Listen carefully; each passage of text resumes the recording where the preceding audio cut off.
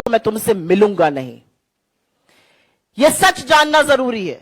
और जैसा कि आपने इसमें देखा, जो हमने वीडियो चलाया था, 2500 सीआरपीएफ के जवानों को जम्मू से श्रीनगर जाना था, 5 विमान की दरख्वास्त करी गई थी, उसको तत्कालीन गृह मंत्रालय ने, गृह मंत्री राजनाथ सिंह ने रिजेक्ट किया था।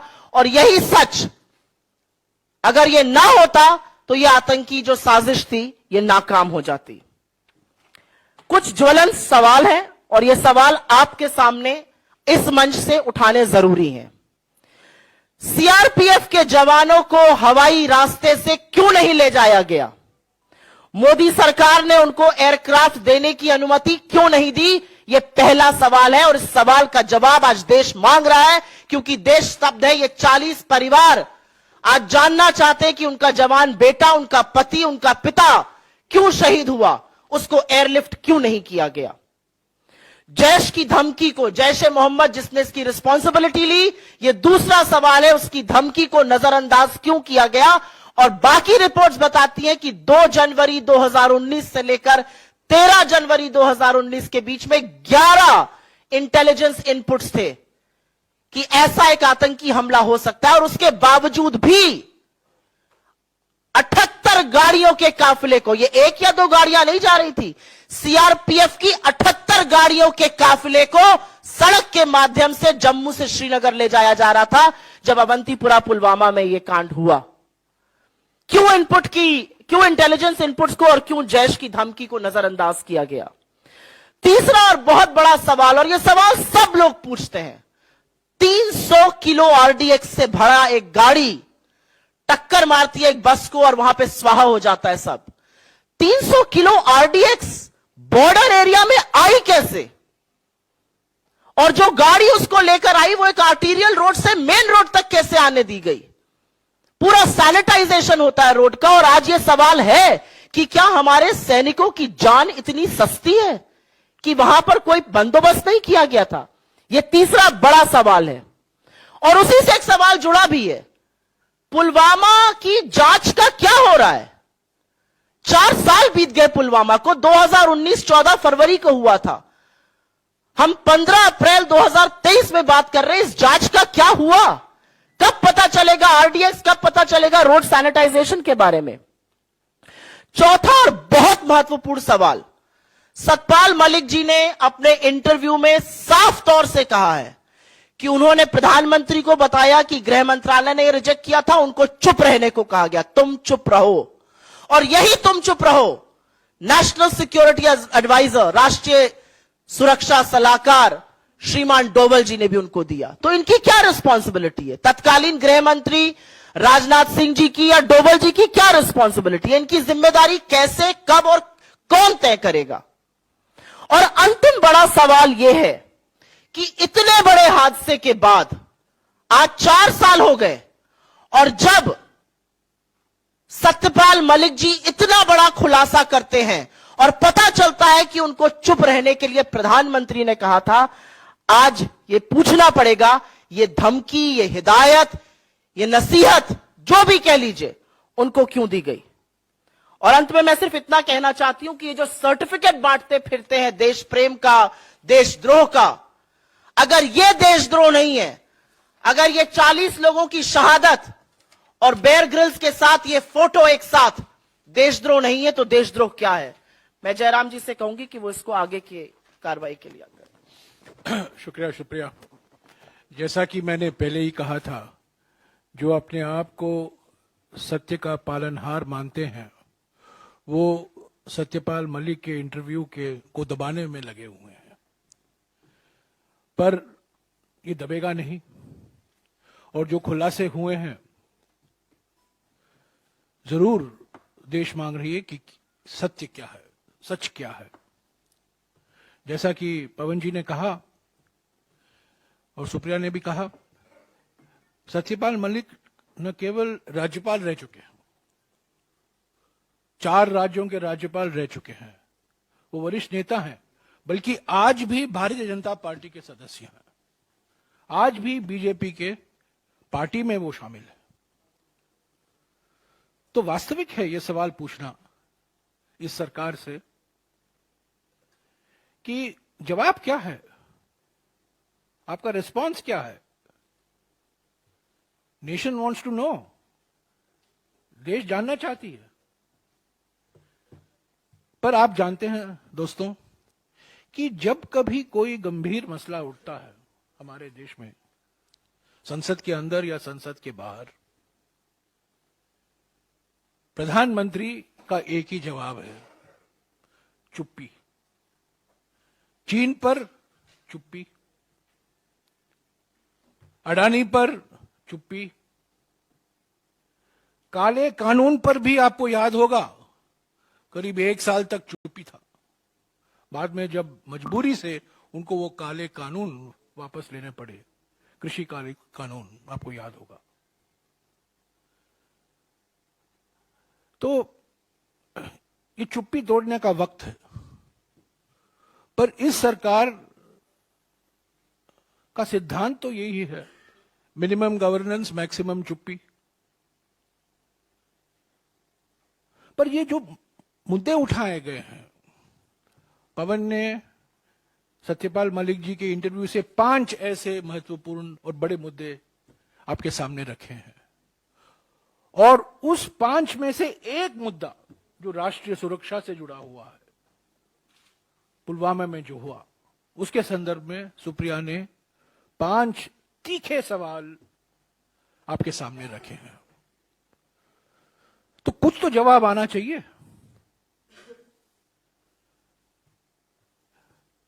जवाब नहीं आएगा क्योंकि मिनिमम गवर्नेंस मैक्सिमम चुप्पी, मिनिमम गवर्नेंस मैक्सिमम साइलेंस, यही तो सिद्धांत है सरकार का।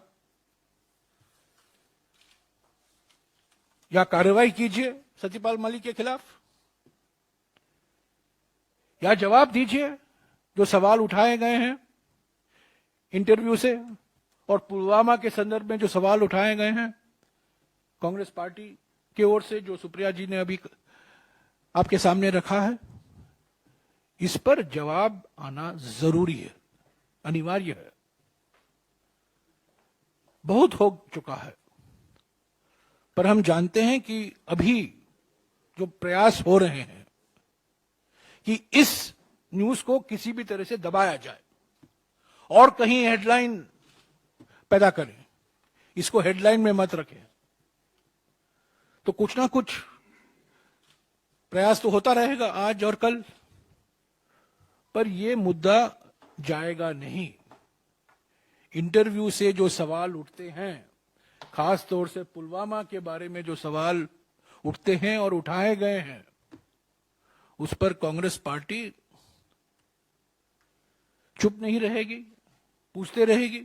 अडानी के मामले में हम चुप नहीं रहे हैं, हम रोज कुछ ना कुछ पूछते रहते हैं, क्योंकि हमारा कर्तव्य बनता है, हमारा धर्म है सवाल पूछना। सरकार का धर्म है सवाल देना, जवाब देना, पर संसद के अंदर जवाब नहीं, संसद के बाहर जवाब नहीं। ये अजीब सा लोकतंत्र है। विश्व गुरु ने दुनिया को एक नया मॉडल दिखाया है लोकतंत्र का, यानी कि लोकतंत्र के सिंबल हैं, इमारतें हैं, पर लोकतंत्र की आत्मा बुझाई दी गई है। असलियत में लोकतंत्र ही नहीं, पर नए नए बड़े बड़े मंजिल, बड़े बड़े इमारतें हैं। जो सिंबोलिज्म है डेमोक्रेसी का, लोकतंत्र का, वो तो है, पर असली अर्थ, असली रूप, असली चरित्र, वो सब बुझ गया। तो अंत में मैं यही कहूंगा कि ये राष्ट्रीय सुरक्षा से जुड़ा हुआ है। ये सीधा प्रधानमंत्री पर सवाल उठाए जाए, ये किसी 1-2 मंत्री के नहीं है, ये सीधे प्रधानमंत्री के दरवाजे पर ही ये सवाल जाकर वहीं खड़े होते हैं, और जवाब आना है प्रधानमंत्री की ओर से। शुक्रिया।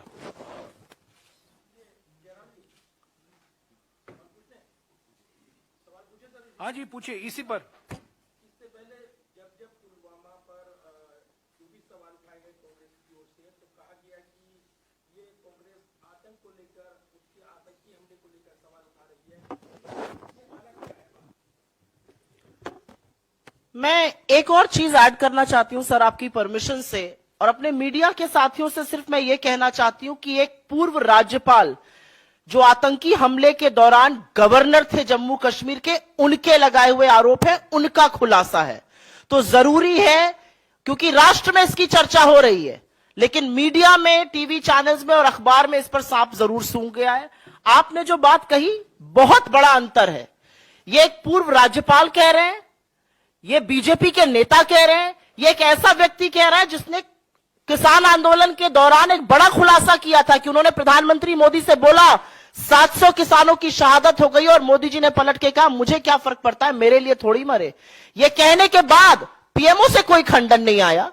तो आज भी जब सत्यपाल मलिक ऐसा सच बोल रहे हैं, ऐसा खुलासा कर रहे हैं, तो बीजेपी की आईटी से लगी हुई है उनको डिस्क्रेडिट करने में कि उनका मानसिक संतुलन बिगड़ गया है, उनकी अपनी दिक्कतें हैं। मुझे ऐसा लगता है वो भाजपा के बड़े नेता हैं। आपने 4-4 राज्यों में उनको संवैधानिक पद पर बिठाया है। अगर वो इतना बड़ा खुलासा कर रहे हैं तो ये लाजमी है लोकतंत्र में, अगर लोकतंत्र जीवित है इस देश में, तो ये लाजमी है कि चुनी हुई सरकार इसका संज्ञान ले और इस पर जवाब दे। बिल्कुल सही। पूर्व राज्यपाल ने खुलासा किया है, बीजेपी के नेता ने खुलासा किया है। इस खुलासा का हमने इस्तेमाल किया है सवाल उठाने का। इस खुलासे से को जो सवाल उठते हैं राष्ट्रीय सुरक्षा को लेकर और कई मुद्दों को लेकर, वही हमने आपके सामने, जनता के सामने रखा है। पर खुलासा बीजेपी के नेता का है, खुलासा जम्मू और कश्मीर के तत्कालीन राज्यपाल का है। शब्द भी उनके हैं, शब्द भी हमारा नहीं है, शब्द भी उनका है। इसीलिए हमने आपको वीडियो भी दिखाया।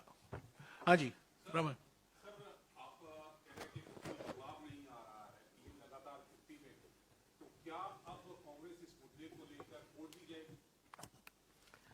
देखिए, सबसे बड़ी अदालत होती है जनता की अदालत, और उसमें आप लोगों की भूमिका जज जैसी होती है। तो हम तो आप लोगों से गुजारिश करेंगे कि अब हिम्मत दिखाइए। बहुत गुलामों की आवाज को आप फैलाते रहते हैं इधर उधर, अब सत्य की आवाज को भी फैलाइए। और ये सवाल अब आप पूछिए, क्योंकि देश के लिए ये महत्वपूर्ण है इसका जवाब आना। कोई छोटी बात नहीं होती, 40 लोगों की शहादत कोई छोटी बात नहीं है। 300-350 किलो आरडीएक्स यूं घूम रहा हो जम्मू कश्मीर की सड़कों पर, 10 दिन लगातार घूम रहा हो और किसी ने इंटरसेप्ट नहीं किया हो, तो किस स्तर पे क्या लापरवाही हुई वह भी सामने आना चाहिए। और किसने क्यों राज्यपाल को चुप रहने को कहा वह भी सामने आना चाहिए।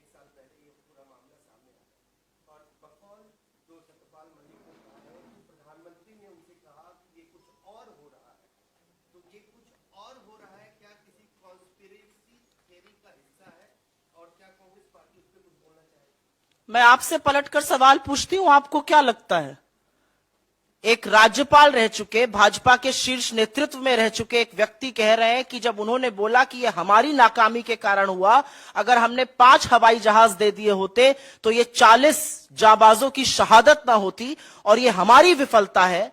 उस पर उनको कहा गया आप चुप रहिए।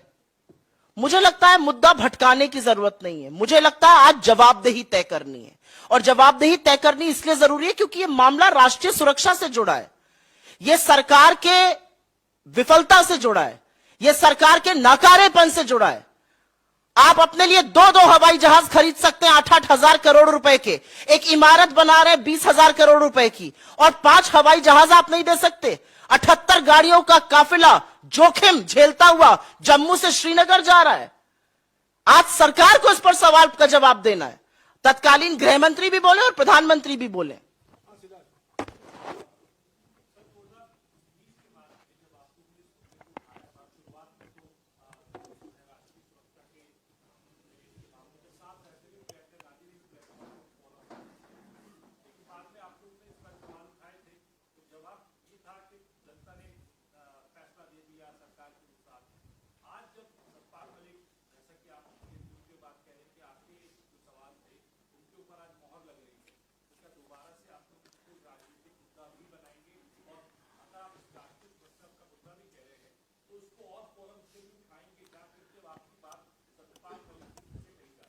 ये सवाल जो उस वक्त उठे थे या जो आज उठे हैं, वो हमारे सवाल हों या सत्यपाल मलिक जी के सवाल हों, ऐसा नहीं है। ये देश के सवाल है।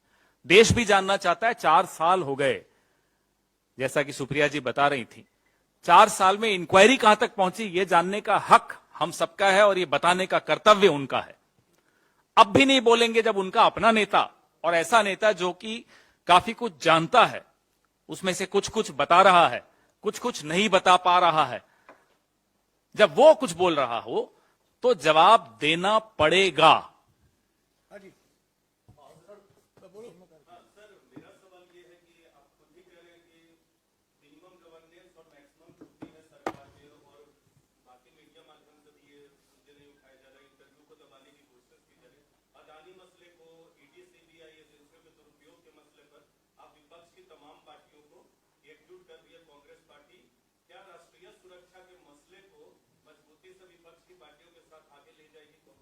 अभी देखते रहिएगा क्या होगा। हो सकता है कि कांग्रेस अध्यक्ष सभी पार्टियों के साथ बात करेंगे, बातचीत हो रही है। ये भी एक मुद्दा है, ये कल ही ये खुलासे हुए हैं, तो 1-2 दिन और इसका इंतजार कीजिए। पर ये चिंता सभी पार्टियों में है। जो सवाल हम उठाए हैं, जो इंटरव्यू से निकलता है, जो सवाल उठता है अलग अलग बातों पर, और खास तौर से पुलवामा के संदर्भ में, मैं समझता हूं हर एक पार्टी को होगा, हर एक व्यक्ति को होगा हमारे देश में। ये सब सुरक्षा से जुड़ा हुआ है। और जब बीजेपी के वरिष्ठ नेता ये सवाल उठा रहे हैं और प्रधानमंत्री के बारे में टिप्पणियां कर रहे हैं, तो ये बहुत गंभीर मसला है। एक सिर्फ पार्टी से जुड़ा हुआ नहीं है। हाँ जी,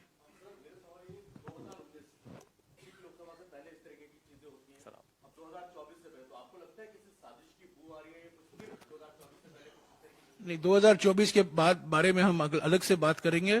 कल ये इंटरव्यू आया, आज हमने ये सवाल उठाए हैं, हम उठाते रहेंगे। ये एक मुद्दा है, ये राष्ट्रीय सुरक्षा से जुड़ा हुआ है। इस इंटरव्यू में अडानी के बारे में भी सत्यपाल मलिक जी ने बहुत कुछ कहा है। अडानी तो बिल्कुल एक बड़ा मुद्दा है। रोज कुछ ना कुछ नए खुलासे आते हैं अडानी के बारे में, जो चीन के साथ उनके ताल्लुकात हैं उनके बारे में। तो ये सवाल हम उठाते रहेंगे। जब हम संसद के अंदर उठाते हैं तो एक्सपंज हो जाता है, हमारे मेंबर सस्पेंड किए जाते हैं, कुछ मेंबर डिस्क्वालीफाई हो जाते हैं, पर ये संघर्ष जारी रहेगा। एक मिनट और किसी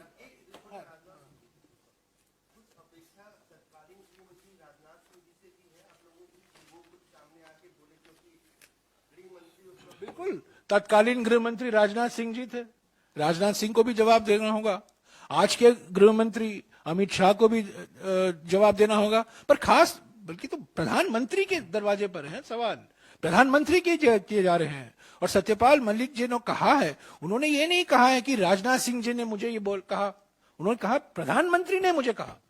तो ये सवाल प्रधानमंत्री से है। मैंने पहले ही कहा है, राजनाथ सिंह जी चुप्पी तोड़े ना तोड़े कोई फर्क नहीं पड़ता, प्रधानमंत्री को चुप्पी तोड़ना चाहिए। I think we can wrap. Okay. Yeah. Thank you. Thanks very much. अभी इसका कितना चलेगा कल ही पता चलेगा।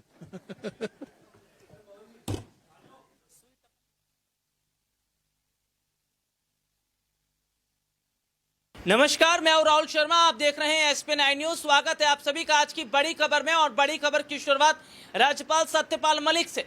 सत्यपाल मलिक क्या बीजेपी और RSS पर चुप्पी तोड़कर फंस गए हैं, और क्या सत्यपाल मलिक पर अब शिकंजा कसना तय है? अपने दर्शकों को बता दें, बीजेपी और RSS के खिलाफ बोलकर बुरे फंसे सत्यपाल मलिक पर अब CBI का ताबड़तोड़ शिकंजा कसने वाला है।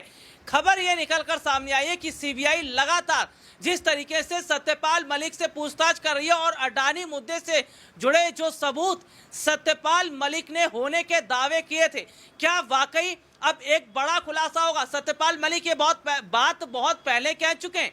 अडानी मुद्दे से जुड़ी और तमाम मुद्दों से जुड़ी फाइलें उनके पास आई थी और उस पर हस्ताक्षर करने के लिए कहा गया था। RSS और बीजेपी का दबाव बन रहा था। सत्यपाल मलिक को पैसा ऑफर किया जाता है 300 करोड़ रुपए कि 300 करोड़ रुपए लीजिए और साइन कर दीजिए, लेकिन मलिक ने मना कर दिया। और मलिक ने जब यही चुप्पी तोड़ी तो बीजेपी को पसंद नहीं है और ऐसे में सीबीआई एजेंसियां मलिक के पीछे लग गई और माना यह जा रहा है कि मलिक को आने वाले वक्त में गिरफ्तार किया जाएगा, क्योंकि मलिक जिस तरीके से सरकार के खिलाफ बात कर रहे हैं तो कोई ना कोई चार्ज अब मलिक पर लगेगा। लेकिन ऐसे में कांग्रेस पार्टी मलिक के समर्थन में उतर आई है। अपने दर्शकों को बता दें कि कांग्रेस पार्टी का यह कहना है कि हमने बहुत पहले कह दिया था कि मलिक को आने वाले वक्त में गिरफ्तार कर लिया जाएगा और वही हो रहा है। सीबीआई की पूछताछ करना और सीबीआई का मलिक को परेशान करना यह जाहिर तौर पर बताता है कि क्या आने वाले वक्त में अगर सत्यपाल मलिक को गिरफ्तार कर लिया जाता है तो क्या यह माना जाए कि बीजेपी और आरएसएस के खिलाफ बोलना या मोदी सरकार के खिलाफ बोलना वाकई सही नहीं था। तो सीधे सीधे तौर पर जो हालात इस वक्त के बन रहे हैं वो कहीं ना कहीं जाहिर तौर पर बता रहे हैं कि आने वाले वक्त में सत्यपाल मलिक गिरफ्तारी से डरे हुए, उनको लग रहा है कि भाई बहुत बड़ी उन्होंने भूल कर दी है, लेकिन सफाई भी दे रहे हैं। लेकिन सीबीआई जिस तरीके से पूछताछ कर रही है, आने वाले वक्त में क्या कई और वजह से फंसते नजर आएंगे मलिक। आज के लिए इतना ही, आपसे फिर दोबारा मुलाकात होगी, तब तक के लिए इजाजत दीजिए। नमस्कार। नमस्कार, मैं हूं राहुल शर्मा, आप देख रहे हैं एसपी 9 न्यूज। स्वागत है आप सभी का आज की बड़ी खबर में। बड़ी खबर की शुरुआत सत्यपाल मलिक से। राज्यपाल सत्यपाल मलिक को लेकर तमाम कई बड़ी खबरें सामने आ रही हैं, लेकिन अपने दर्शकों को इस वक्त ये बता देना चाहते हैं कि सत्यपाल मलिक ने जो खुलासा किया है बीजेपी पर, आरएसएस पर, करोड़ों की फंडिंग पर, उस पर अब कांग्रेस पार्टी ने प्रतिक्रिया तो दी है, लेकिन क्या अब कांग्रेस पार्टी का दामन थामने की तैयारी कर रहे हैं सत्यपाल मलिक?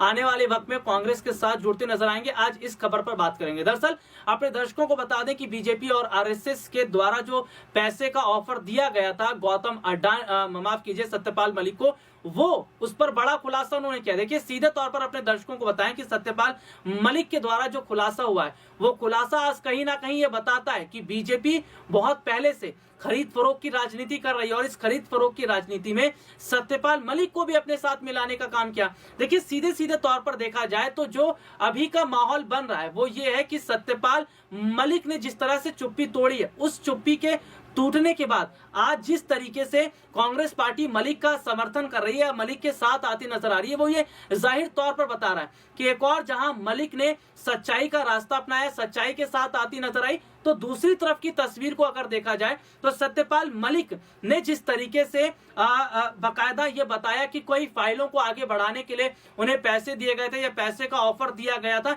तो ये जो पैसे का खेल चल रहा है, पैसे वाला जो ऑफर चल रहा है, इस ऑफर में कहीं ना कहीं क्या बीजेपी पूरी तरीके से लिप्त है और क्या 2024 के चुनाव से पहले यह भी एक मुद्दा है जो आगे उठता नजर आएगा।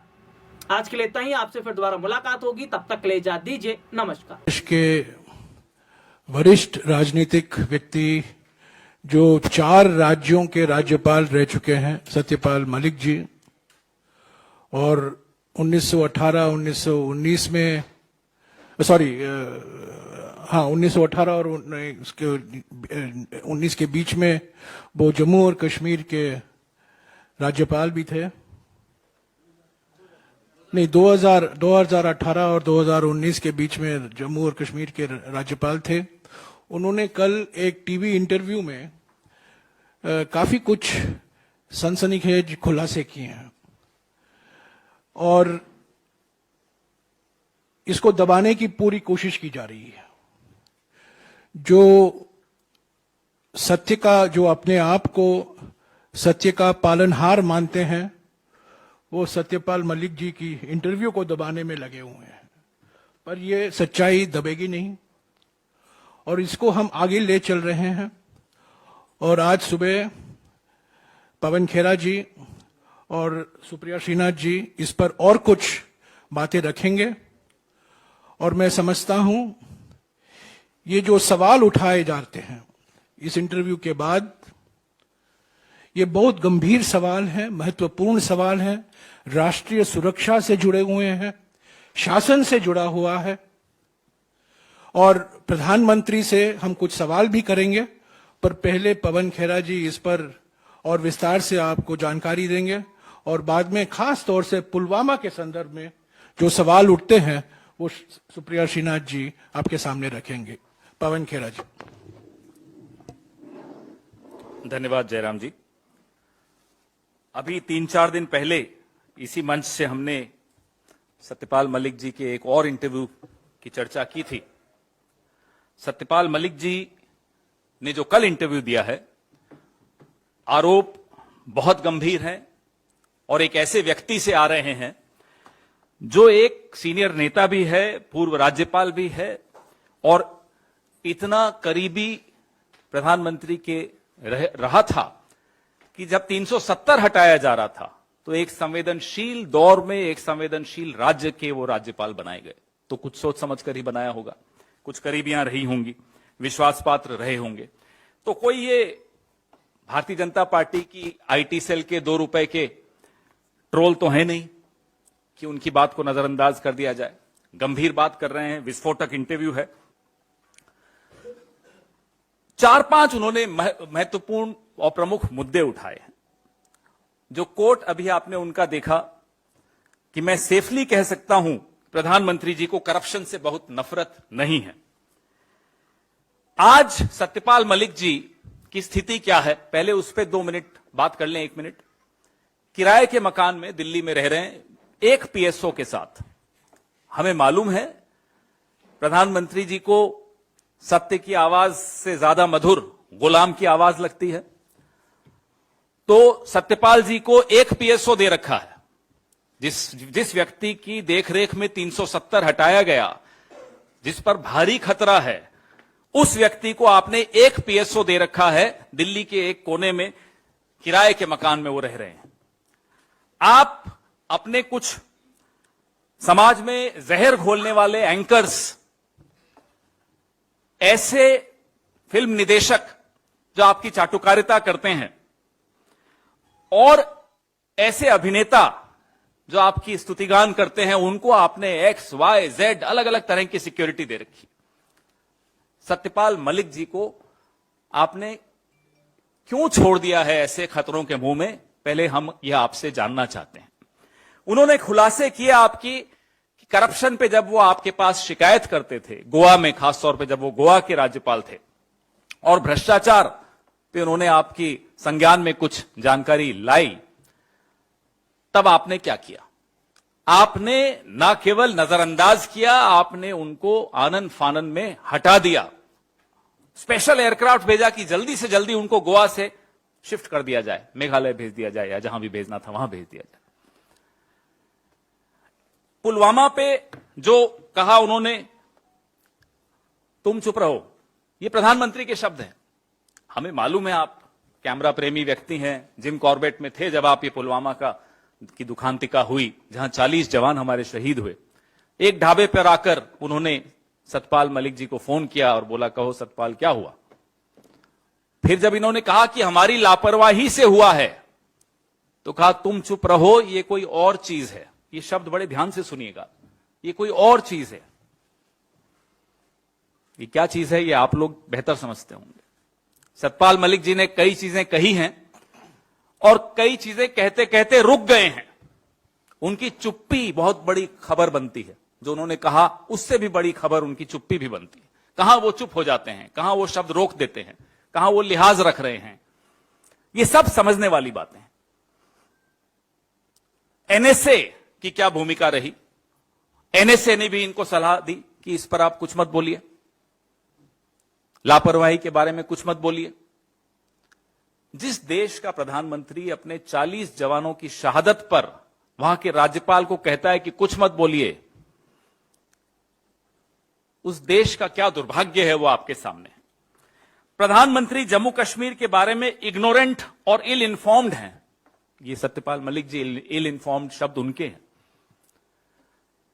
इतना महत्वपूर्ण राज्य, इतना संवेदनशील राज्य, लेकिन प्रधानमंत्री का एटीट्यूड क्या है? मस्त में है, अपने मस्ती में है अपने, टू हेल विथ इट। ये सब सत्यपाल मलिक जी के शब्द हैं, हमारे नहीं। अदानी घोटाले पर प्रधानमंत्री की चुप्पी प्रधानमंत्री को बहुत नुकसान पहुंचा रही है, यह भी सत्यपाल मलिक जी कहते हैं, क्योंकि अब यह मुद्दा गांव के स्तर तक पहुंच गया है। और उन्होंने यह भी कहा कि राहुल गांधी को संसद में बोलने की अनुमति देने से इनकार करना एक अभूतपूर्व गलती है, unprecedented. It has never happened in the history of parliamentary democracy.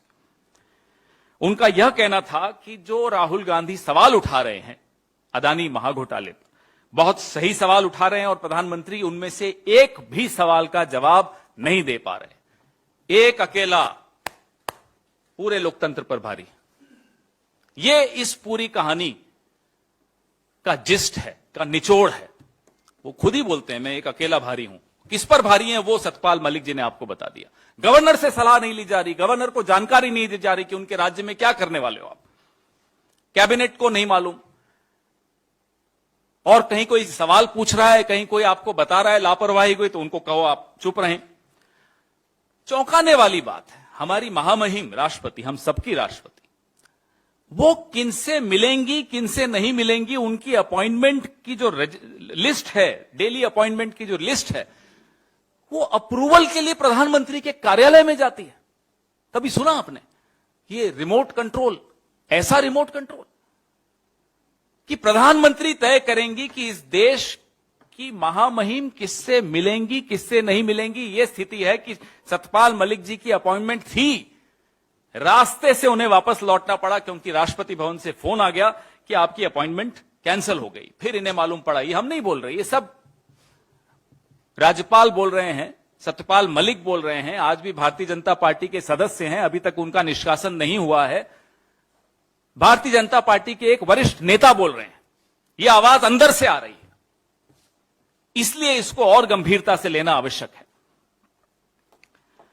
एक फिल्म आई थी, सुना 300 करोड़ का उसका व्यापार हुआ था, कश्मीर फाइल्स।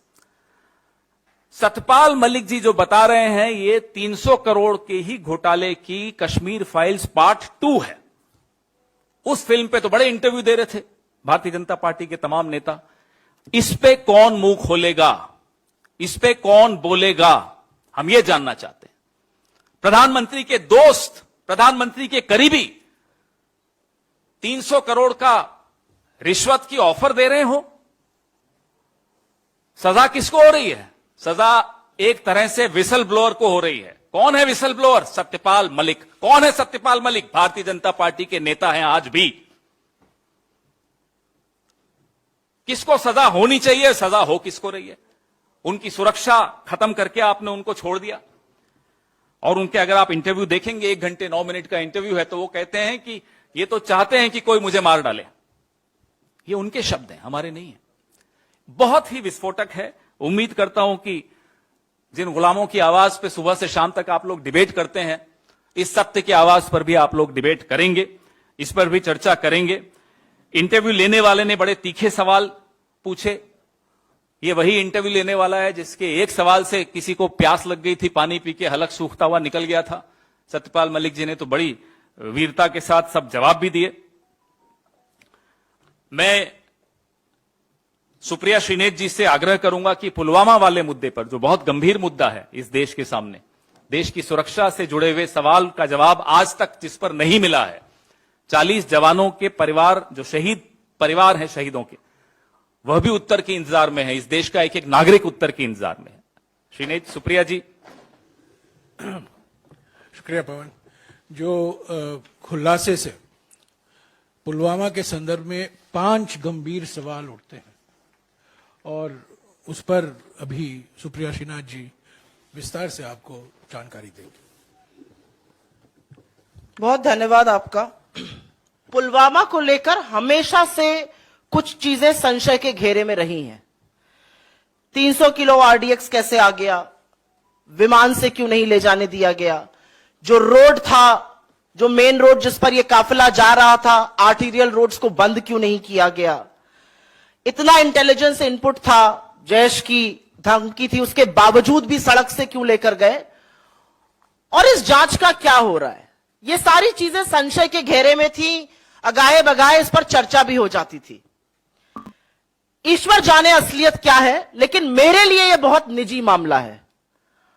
और मैं ये डिस्क्लेमर के साथ कहती हूं क्योंकि ये उन 40 जाबाजों की तस्वीर है जिनकी शहादत हुई, और अब पता चलता है कि शहादत जो है वो सरकार की लापरवाही के कारण हुई। और इसमें जो दूसरी लाइन है, उसमें जो पहले व्यक्ति हैं पंकज त्रिपाठी जी, वो मेरे गृह क्षेत्र महाराजगंज से आते हैं। और उनकी शहादत के वक्त जब मैं उनके घर गई थी, तो मैंने वहां पर उनके पिता को उनकी गर्भवती पत्नी को और उनके छोटे से बच्चे को बिलखते हुए देखा है। तो मेरे लिए यह मामला बहुत निजी है, ईश्वर जाने इसका सत्य क्या है, लेकिन जो सत्यपाल मलिक जी ने कहा है उसने पूरे देश को सकते में डाल दिया है, पूरे देश को स्तब्ध कर दिया है।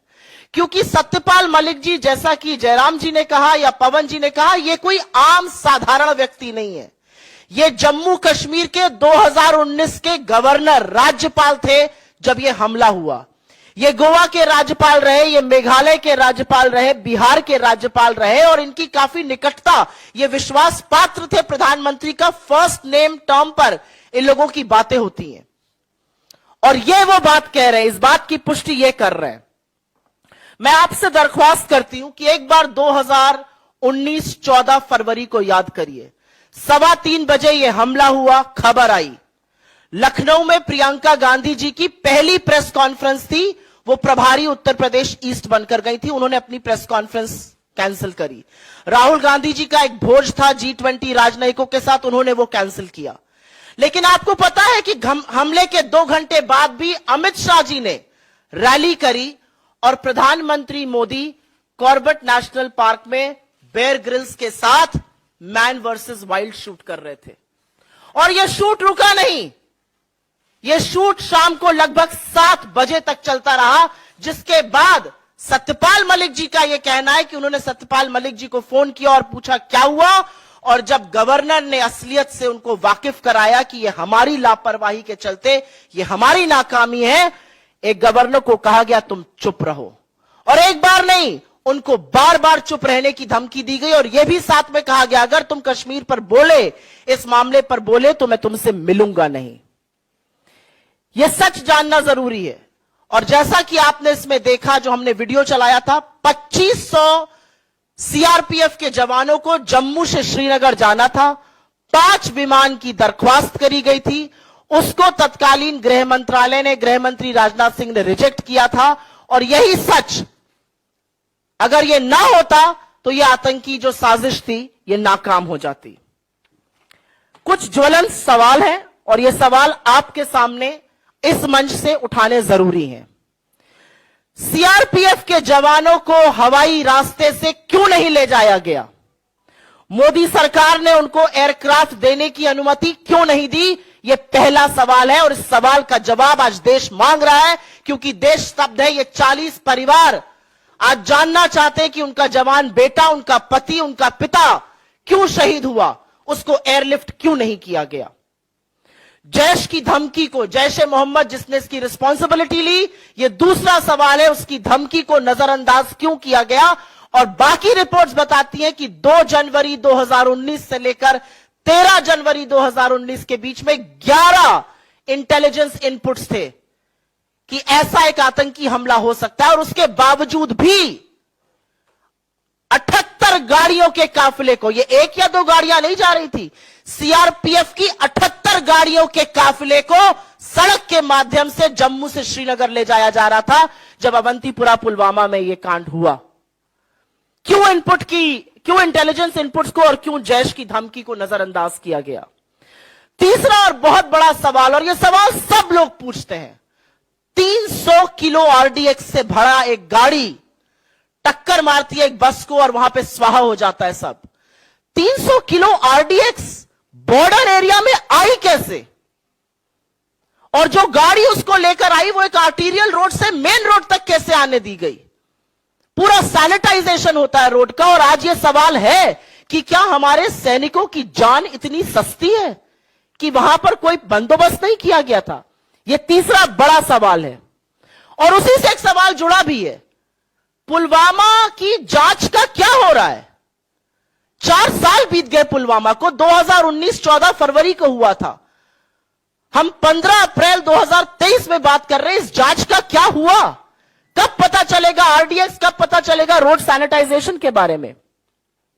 चौथा और बहुत महत्वपूर्ण सवाल, सतपाल मलिक जी ने अपने इंटरव्यू में साफ चुप रहो, और यही तुम चुप रहो नेशनल सिक्योरिटी एडवाइजर, राष्ट्रीय सुरक्षा सलाहकार श्रीमान डोवल जी ने भी उनको दिया। तो इनकी क्या रिस्पॉन्सिबिलिटी है? तत्कालीन गृह मंत्री राजनाथ सिंह जी की या डोभाल जी की क्या रिस्पॉन्सिबिलिटी है? इनकी जिम्मेदारी कैसे, कब और कौन तय करेगा?